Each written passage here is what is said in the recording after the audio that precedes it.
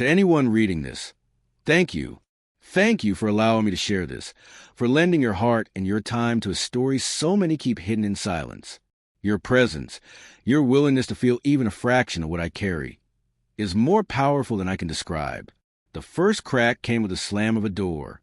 I had just walked in after a long day, tired but softened by the thought of seeing her, her smile, her warmth, the comfort of her arms. But instead, I froze. She stood in the hallway, hair tangled, makeup blurred, skin damp as though she had rushed from somewhere else. Her eyes, once bright and playful, were now sharp, distant, almost hostile. I already had a good night. "Don't touch me," she snapped. My heart lurched. I swallowed back confusion, tried to steady my voice. "What happened?" I asked, reaching toward her, but she recoiled. "Nothing you need to know," she said, final and cold. That night, and many nights after, I lay awake replaying those words. They haunted me, a riddle with no answer.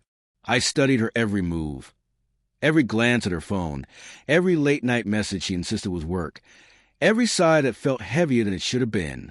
The silence between us thickened, humming with what neither of us said. Then the signs appeared. A lipstick stain on a napkin that wasn't mine. A scent clinging to her scarf that didn't belong to me. Her phone buzzing endlessly, always face down, always silenced. My chest tightened with suspicion, but my mind clung to denial. It was easy to believe in shadows and face the truth, but the late nights multiplied. She claimed deadlines, meetings, projects that demanded her time. Yet when she returned, her laughter lingered. Foreign perfume followed. I would stare at the ceiling in the dark, knowing something inside me was fracturing. The trust we had built over years felt fragile, brittle, splintering beneath my fingertips. One evening, I followed her, desperate, ashamed, but unable to endure the not knowing. Under dim streetlights, I saw her, leaning close to someone else, laughing in a way she no longer laughed with me. Her hand brushed his, her smile lingered, and in that moment, something inside me collapsed. The next morning, I confronted her. My voice shook with restraint. "I know." She froze. For a split second, her eyes widened, then hardened. Her denial came fast, sharp, words that sounded rehearsed, familiar to her tongue. I wanted to rage, to crumble, to plead, even as I knew she no longer belonged to me. Then came the tears, hers, not mine. Tears salted with guilt, not sorrow. I didn't mean for this. I just wanted someone who listened. She whispered. Her confession sliced through me. Our years together, every whispered promise, every shared plan, undone not by hatred, but by a hunger for something I thought I had given her. I left that morning. The apartment echoed with her apologies, her pleas, her reasons, but I didn't look back. Every step away felt heavier than stone, yet lighter than staying. The betrayal wasn't only in what she did. It was in the secrecy, the lies, the way she so easily unraveled our life while I clung to it. Weeks turned into months.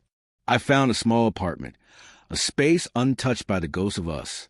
I carried the anger, the grief, the hollow ache, but slowly they began to sharpen into clarity. I saw how carefully she had rewritten our story right in front of me, how blind love had made me to the cracks. One night, I saw her again. A cafe. She looked at me with a timid smile, as if forgiveness were something simple, as if a smile could stitch the canyon she had carved. I let silence hang between us. Then I spoke. "I hope your nights stay great." No bitterness. No begging. Just truth and an ending. The hardest part wasn't a betrayal. It was realizing that love can survive alongside deceit, that a heart can hold two people at once, one in truth, one in secret. I grieved not only for her, but for the version of us I believed in, and for the version of myself that trusted without question. Time moved, slowly, painfully, but forward.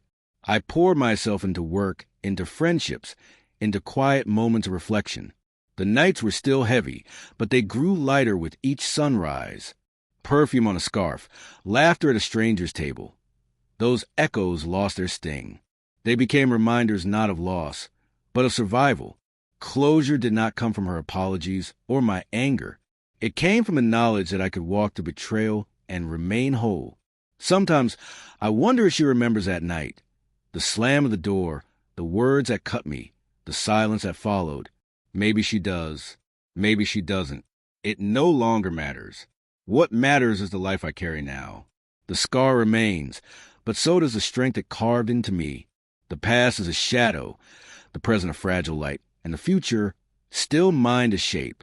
And as I watch the sun slip beneath the horizon tonight, I feel it, the ache, softened by resilience. Love betrayed but not destroyed. Me, broken, yes, but rebuilt.